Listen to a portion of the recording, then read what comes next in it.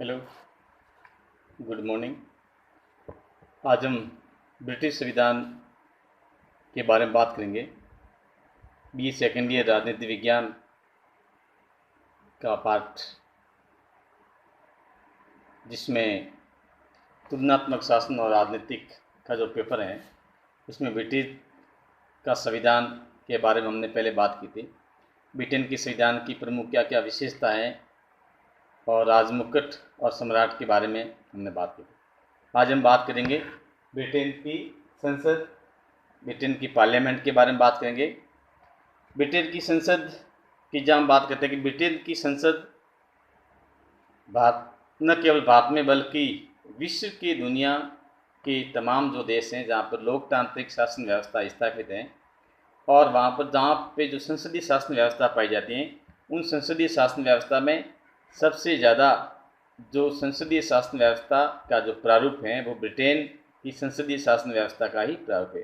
चाहे भारतीय संसद की बात करते हैं तो भारतीय संसद का जो प्रारूप है वो भी एक ब्रिटेन की संसद की प्रारूप के समानांतर है। ब्रिटेन की संसद को विश्व के संसदीय शासन व्यवस्था वाली जो प्रणाली है उसमें एक जननी के नाम से भी जाना जाता है। यानी कि ब्रिटेन की जो संसद है सबसे पुरानी संसद है।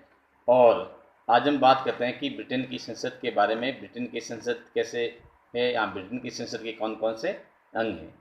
जैसे भारतीय संसद के बारे में बात करते हैं तो भारत की जहाँ संसद है तो वहाँ पर देखते हैं कि राष्ट्रपति, राज्यसभा और लोकसभा, इनसे मिलकर के भारत की संसद का निर्माण होता है। तो हम ब्रिटेन की संसद के बारे में बात करते हैं तो ब्रिटेन की संसद में तीन ये सबसे महत्वपूर्ण है। सबसे पहला तो है राजमुकुट, द क्राउन। राजमुकुट तो भारत में जैसे हम राष्ट्रपति के नाम से जाना जाता है तो वहाँ पर एक है राजमुकुट, द क्राउन। दूसरा हम लेते हैं लॉर्ड सभा, हाउस ऑफ लॉर्ड्स, जिसे हम उच्च सदन के नाम से भी जाना जाता है। हमारा जो उच्च सदन है तो उसी प्रकार से वहाँ पे हाउस ऑफ लॉर्ड्स है।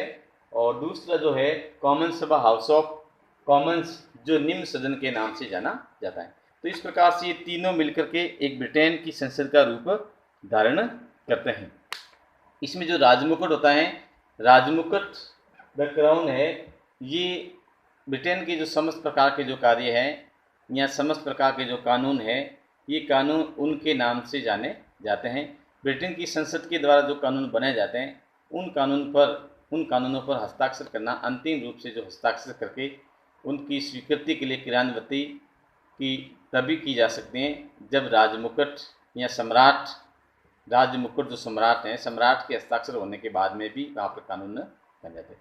तो राजमुकुट एक संस्था है और उस संस्था में विभिन्न जो प्रशासनिक अधिकारी जो काम करते हैं, तो उस प्रकार से एक राजमुकुट के बारे में, द क्राउन के बारे में हमने बात की थी। उसके बाद दूसरी बात करते हैं कि ब्रिटेन की जो संसद है, ब्रिटेन की संसद का जो सबसे महत्वपूर्ण जो सदन है वो है वहाँ का कॉमन सभा। कॉमन सभा ब्रिटेन की संसद का सबसे महत्वपूर्ण भाग है। जिस प्रकार से हमारे देश में जो हमारा पार्लियामेंट का जो विधायिका है या व्यवस्थापिका, जो हमारे यहाँ की जो, जिसको हम खास करके उसका जो भाग है लोकसभा के बारे में जहाँ बात करते हैं, तो लोकसभा जिस प्रकार से भारत में, तो लोकसभा के समानांतर ये कॉमन सभा है।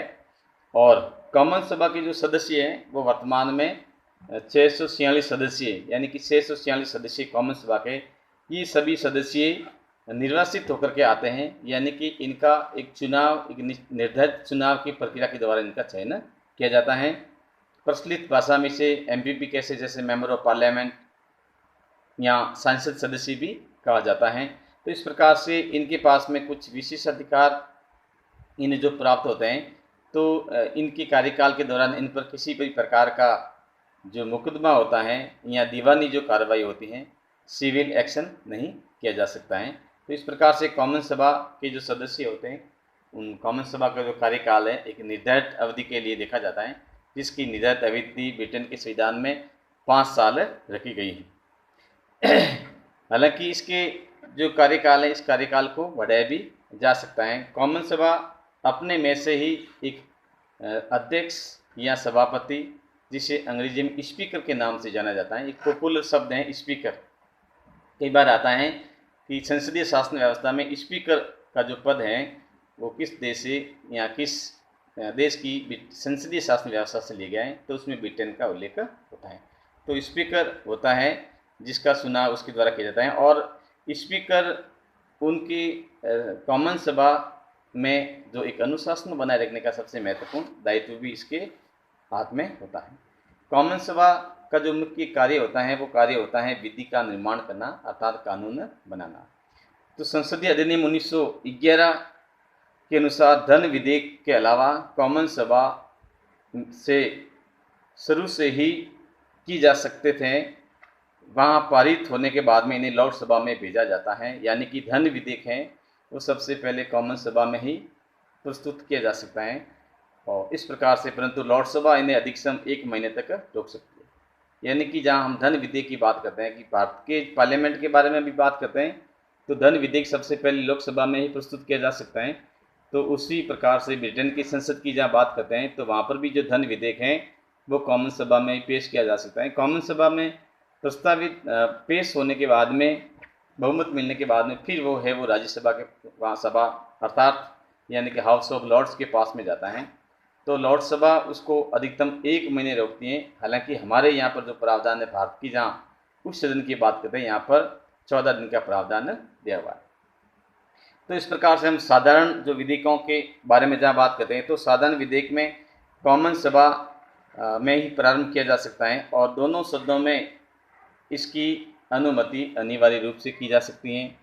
और उसके बाद में जहाँ साधारण विधेयक की बात करते हैं तो लोकसभा अधिक से अधिक इसे 1 वर्ष रोक सकती है, या हमारे यहाँ पर 6 महीनों का जो प्रावधान दिया गया है तो वहाँ पर 1 महीने का प्रावधान दिया गया है। 1 महीने तक वो उसके रोक सकती है। उसके बाद में 1949 के ब्रिटेन के संसदीय अधिनियम के अनुसार यदि कॉमन सभा किसी साधारण विधेयक को 1 वर्ष की अवधि के भीतर लगातार 2 अधिवेशनों में पारित कर देती है तो इस प्रकार से वो एक कानून रूप बन सकता है, भले ही उसमें लोकसभा की जो स्वीकृति नहीं मिलती है, उसके उपरांत भी वो 1 महीने से अधिक उसे रोक सकती है।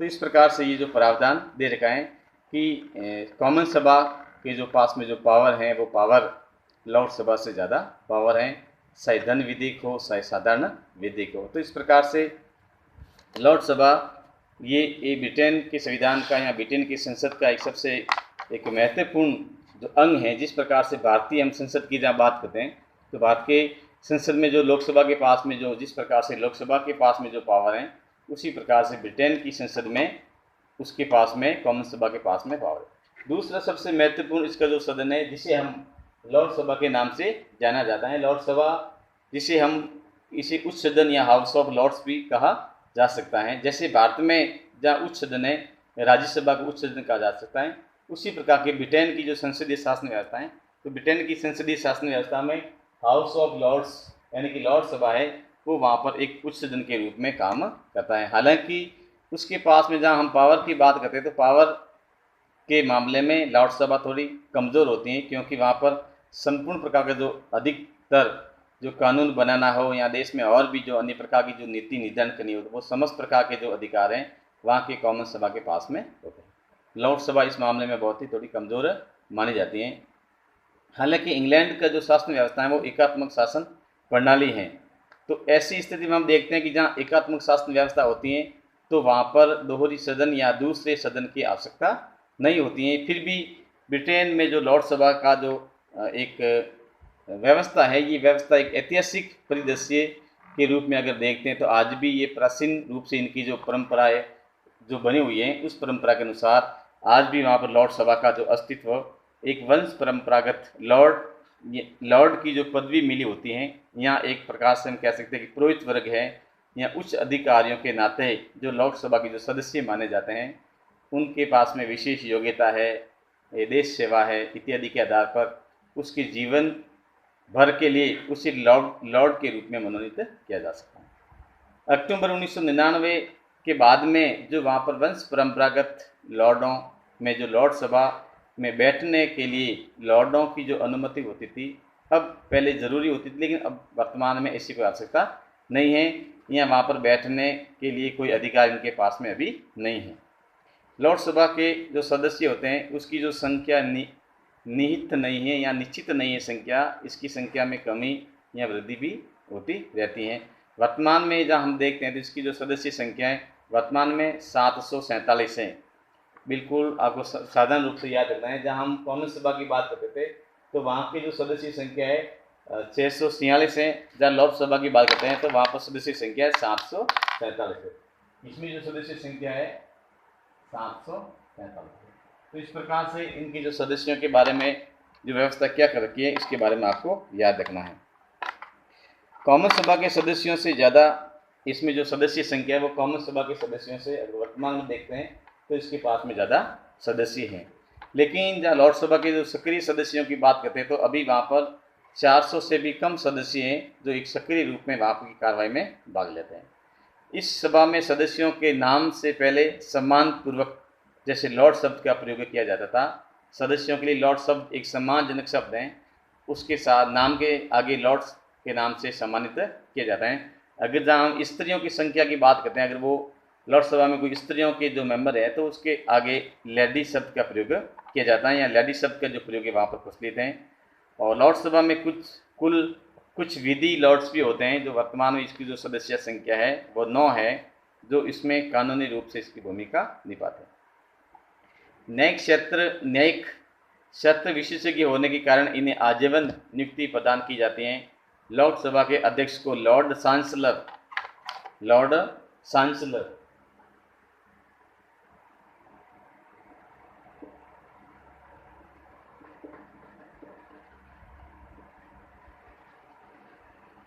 इस प्रकार से ये आपको ध्यान है, लॉर्ड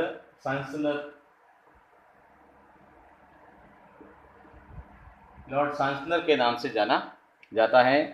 ये वहाँ के एक लॉर्ड सभा का जो अध्यक्ष हैं, कई बार कंपटीशन में भी प्रश्न आता है कि लॉर्ड सभा के अध्यक्ष को किस नाम से जाना जाता है, अध्यक्ष है या सभापति हैं या उपाध्यक्ष हैं, तो यहाँ शब्द काम में लिया गया है लॉर्ड चांसलर। तो इस प्रकार से आपको याद रखना है। इस टाइप का क्वेश्चन आरपीसी में भी कई बार एग्जाम में पूछा गया है। तो विधि निर्माण के क्षेत्र में लॉर्डों के पास में जो शक्तियाँ हैं बहुत सीमित हैं, परंतु सभा में विधिकों पर उस सदन पर इसका विचार विमर्श करने की स्थिति में यह है। कॉमन सभा में अत्यंत व्यस्त सदस्य का ध्यान अगर छूट जाता है तो लॉर्ड सभा में वो सदस्य उसके कुछ महत्वपूर्ण मुद्दों के बारे में बातचीत कर लेते हैं। तो इस प्रकार से हम लॉर्ड सभा की जो विशेषता है या लॉर्ड सभा के बारे में कहते हैं कि वहाँ पर जो ब्रिटेन की जो पार्लियामेंट है तो इस ब्रिटेन की पार्लियामेंट में इसके पास में इतना कार्यभार या इतना प्रभाव नहीं होता है। लॉर्ड सभा के जो सदस्य राजनीति में भाग नहीं ले सकते हैं, परंतु लॉर्ड चांसलर मंत्रिमंडल का सदस्य होता है। यहाँ पर आपको थोड़ा सा ध्यान रखना है कि हालांकि लॉर्ड सभा के जो मेंबर्स होते हैं वो वहाँ पर ब्रिटिश पॉलिटिक्स में भाग नहीं लेते हैं, लेकिन वहाँ का लॉर्ड सभा का जो चांसलर होता है, लॉर्ड चांसलर होता है, वो मंत्रिमंडल का सदस्य होता है। और कॉमन सभा के अध्यक्ष के विपरीत वो लॉर्ड सभा के वाद विवाद में भी सक्रिय रूप से भाग लेता है। तो इस प्रकार से लोकसभा ब्रिटेन की संसदीय शासन व्यवस्था में ब्रिटेन की जो संसद है उसका एक अभिन्न अंग है। धन्यवाद।